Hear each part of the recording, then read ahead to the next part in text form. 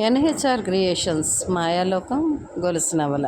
వినండి వినండి ఉత్సాహంగా ఉల్లాసంగా.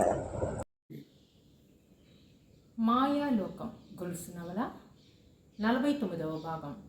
రచన డాక్టర్ గుమ్మడి రామలక్ష్మి. ఆ రోజు జనవరి 2వ తేదీ. మాదాపూర్లోని 100 ఎకరాల తోటలో 2000 మంది కూర్చునే సీట్లతో ఫార్మ్ హౌస్లోని హాల్ కళకళలాడుతోంది. గేట్లోనికి వచ్చి కార్లు పార్క్ చేసిన సినీ దర్శక నిర్మాతలు, హీరో హీరోయిన్లు అందరూ అక్కడి నుండి బ్యాటరీ ఎలక్ట్రిక్ కారుల్లో ఫంక్షన్ జరిగే హాల్కి చేరుకున్నారు. సినీ దిగ్గజం రెడ్డికి 50 వసంతాలు పూర్తవుతున్న తరుణం.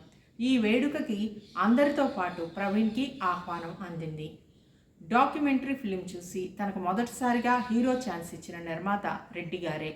అందులోనూ అక్కడ ఆ ఫంక్షన్కి బడా నిర్మాతలు, దర్శకులు అందరూ వస్తారు. తనకి పరిచయం అవుతారు. తనకి హీరోగా ఇంకా ఛాన్సులు కూడా రావచ్చు. పబ్లిసిటీ కూడా దొరుకుతుంది. ఈ వేడుకని పత్రికలు, టీవీ, మీడియా మొత్తం కవర్ చేస్తుంది కనుక ఆ అవకాశాన్ని ప్రవీణ్ వదులుచుకోదలుచుకోలేదు. ఫ్లవర్ బొకేతో ఫంక్షన్కి వెళ్ళాడు. అక్కడే తనతో సినిమాలో హీరోయిన్గా నటిస్తున్న అందాల ఆరబోత బ్యూటీ క్వీన్, ప్రముఖ సినీ నటి మంగతాయారు అలియాస్ మోహిత కూడా వచ్చింది.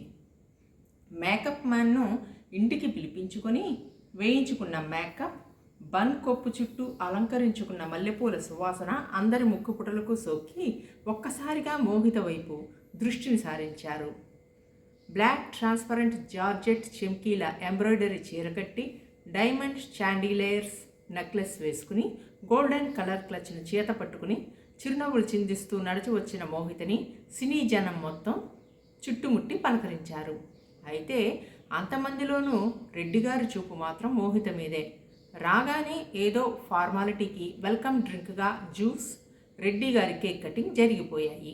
అందరూ రెడ్డి చేతిలో పెట్టిన ఫ్లవర్ బొకేలను ఇద్దరు అందుకుని ఒక గదిలో వేసి వస్తున్నారు. కుప్పలుగా వచ్చిన ఫ్లవర్ బొకేలతో ఆ గది అంతా నిండిపోయింది. హ్యాపీ బర్త్డే 50 అని బ్యానర్ ఉన్న ఒక వేదిక మీద చీలికలతో జిగుజిగుమని మెరిసే కుర్చగా ఉన్న చిట్టిపొట్టి బట్టలతో అర్ధనగ్నంగా 5 అమ్మాయిలు పాశ్చాత్య సంగీతానికి అనుగుణంగా ర్యాక్ డ్యాన్స్ అవి చేస్తున్నారు. బాలీవుడ్ దమ్మర దమ్ కిస్కిజాయ హమ్ పాటలకి డ్యాన్స్ కూడాను. టాలీవుడ్ కన్నా మన వాళ్ళకి బాలీవుడ్ అంటే అదో గొప్ప ఫీలింగ్ కదా. అంతా పబ్లా అనిపించింది ప్రవీణ్కి. ఇక అసలైన పార్టీకి శ్రీకారం చుట్టారు వచ్చిన సినీ ప్రముఖులందరూ. పక్కనే బార్లో ర్యాకుల నిండా తెచ్చి ఉంచిన విదేశీ వైన్, బ్రాందీ, విస్కీ, రమ్, రకరకాల బాటిల్స్ కాక్టైల్ పార్టీ కోసం సిద్ధంగా ఉన్నామంటూ ఆహ్వానించాయి. అవన్నీ అందించటానికి యూనిఫారంలో ఉన్న 4 అబ్బాయిలు, 4 అమ్మాయిలు అందరినీ చిరునవ్వుతో పలకరిస్తూ, అనంతరం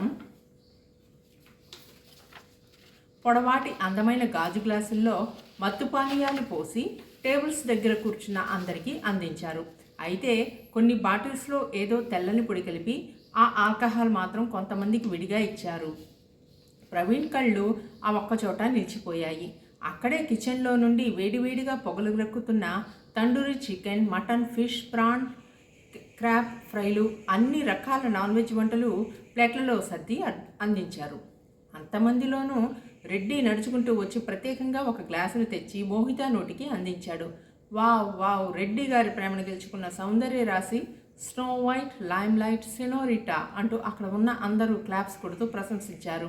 సొట్టబుగ్గలతో సిగ్గుపడుతూ, ఒకంత గర్వంగా ఫీల్ అవుతూ ఆ గ్లాసులోని మత్తు పానీయాన్ని సిప్ చేసి తిరిగి రెడ్డి నోటికి అందించింది మోహిత.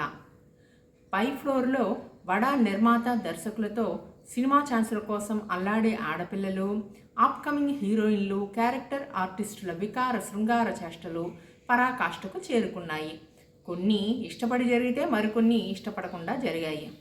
వికటాట్టహాసాలు, కెవ్వుమని అరుపులు, ఏడుపులు వినిపిస్తున్నా ఎవరిదోవ వాళ్లదే. చివరికి అందరూ ఆల్కహాల్, గంజాయి, కొకైన్ వంటి మాదక ద్రవ్యాల మత్తుమాంద్యంతో పూర్తిగా స్పృహలేని మరో కొత్త లోకంలోకి వెళ్ళిపోయారు. నడిచి వెళ్ళలేని వాళ్ళని వాళ్ళ డ్రైవర్లు మోసుకుని తీసుకెళ్లి కార్లలో పడేసుకుని ఇళ్లకు తీసుకెళ్లారు. కొందరు అక్కడే పడున్నారు. ఇదంతా ప్రత్యక్షంగా చూస్తున్న ప్రవీణ్కి మతిపోయింది. ప్రవీణ్ ఆల్కహాల్ కొద్దిగా సిప్ చేసి అయ్యిందనిపించాడు. కనుక ఏ మత్తు తనకు అంటలేదు. కానీ మోహిత కళ్ళు పూర్తిగా మూసుకునిపోయి కట్టుకున్న చీర బయట జారిపోతున్నా తెలియని పరిస్థితిలో ఉంది. ఇంతలో మోహిత డ్రైవర్ వచ్చాడు. నడవలేని పరిస్థితిలో ఉన్న మోహితని ప్రవీణ్ డ్రైవర్ ఇద్దరూ చేరి మోసుకుని తీసుకెళ్లి కారు వెనుక సీట్లో పడుకోబెట్టారు. జాగ్రత్తగా తీసుకెళ్లి ఇంటిలో దించు అని చెప్పి ప్రవీణ్ వెళ్ళిపోయాడు. ఆ రాత్రంతా ప్రవీణ్ నిద్రపోలేదు. బర్త్డే పార్టీలో గంజాయి కూడా సప్లై అయింది. ఎక్కడిది అంటే దీని వెనుక రెడ్డి గారి హస్తం ఉన్నట్టుంది అని ఆలోచనలో పడ్డాడు.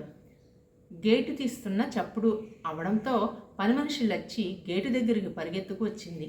మత్తులో ఉన్న మోహితని డ్రైవర్ సహాయంతో ఇంట్లోకి తీసుకెళ్లి పడుకోబెట్టింది. లచ్చికి ఇది మామూలే. మరుసటి రోజు మధ్యాహ్నం అయింది. తలంతా బరువుగా బాధగా అనిపించింది మోహితకి. కళ్ళు తెరవలేక తెరిచి చూసింది. అమ్మ, మీకోసం నీళ్లు పట్టి ఉంచాను, స్నానం చేద్దురు కానీ కాస్త ఇంగ్లు పడుదురు అని మోహితని మెల్లగా లేపి బాత్రూమ్కి పంపించింది లచ్చి. తలారా స్నానం చేసి వచ్చి హాల్లో తనకి ఇష్టమైన టేకుతో చేసిన నగిషీలు తిద్దిన ఇత్తడి హంసల 4 గొలుసులతో వేలాడదీసిన పొడవైన వెడల్పైన ఉయ్యాలపై ఎర్రని పట్టు వస్త్రం తొడుగులతో ఉన్న మెత్తని పరుపుపై పడుకుని బోస్టర్ పిల్లోపై తలను ప్రక్కగా ఆడించి మెల్లగా ఉయ్యాల ఊగుతోంది మోహిత. లచ్చి తన చేతుల్లోని మెత్తని కాటన్ టవల్తో జుట్టును తుడిచి ఆరబెట్టి సాంబ్రాణి ధూపం వేస్తోంది. అమ్మగారు, ఈ రోజుల్లో ఇంకా కుంకుడుకాయ రసంతో తలంట్లు సాంబ్రాణి పొగలు ఎవరేసుకుంటున్నారు? మార్కెట్లో బోరడన్ని షాంపూలు సోపులు ఉంటేను అని లచ్చి అంది. ఆ మాటకి మోహిత కుంకుడుకాయ, శికాకాయ, సాంబ్రాణి ధూపాలు, కస్తూరి పసుపు, చందనం, జవ్వాజి, మొగల పువ్వు కుంకుమలు, మల్లెపూలు సువాసనలకే కదే రెడ్డి గారు నా పాదాక్రాంతుడయ్యారు. నీకేం తెలిసే పిచ్చిదానా? మా అమ్మ అమ్మమ్మలు అవే వాడేవారు. ఆ సంప్రదాయాలు వారి నుండే నాకు వచ్చాయి మరి అంది. ఇంతలో కారు హారన్, వాచ్మెన్ గేటు తీసిన చప్పుడు. లచ్చి అమ్మగారు, రెడ్డి గారు వచ్చినట్టున్నారు అని లోపలికి వెళ్ళిపోయింది. కానీ తన 2 చెవులని హాల్లో అప్పగించేసింది లచ్చి. విశాలమైన భవంతిలో పెద్ద హాల్లో ఉయ్యాల ఊగుతున్న మోహిత రెడ్డికి రంభా మేనకలను తలపించింది. వచ్చి ఉయ్యాల ఊగుతున్న మోహితకి ఎదురుగా ఉన్న కుర్చీలో కూర్చున్నాడు. మీ 50 వసంతాల వేడుక చాలా బాగా చేశారే, కొన్ని కోట్లు ఖర్చయి ఉంటాయి మీకు అంది. నీకన్నా విలువైనదేముంది ఈ ప్రపంచంలో? నువ్వే నాకు శరణం. నువ్వు ఆశపడినట్టుగా నేను హీరోయిన్ చేశాను. నీతో ఎన్నో సినిమాలు తీశాను. నీకు ఇంకా ఏం కావాలో చెప్పు, కైపు నిండిన కళ్ళతో అన్నాడు. ఇంతలో రెడ్డికి ఎక్కడి నుంచో కాలు వచ్చింది. అతని ముఖంలోని ఆందోళన చూసి ఏమైంది అని అడిగింది.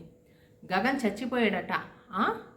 నేను మళ్ళీ వస్తాను, బాయ్ అని మోహితని దగ్గరకు తీసుకుని ఒక చిన్నపాటి ముద్దుతో సరిపెట్టుకుని చకచకా నడిచి వెళ్ళిపోయాడు.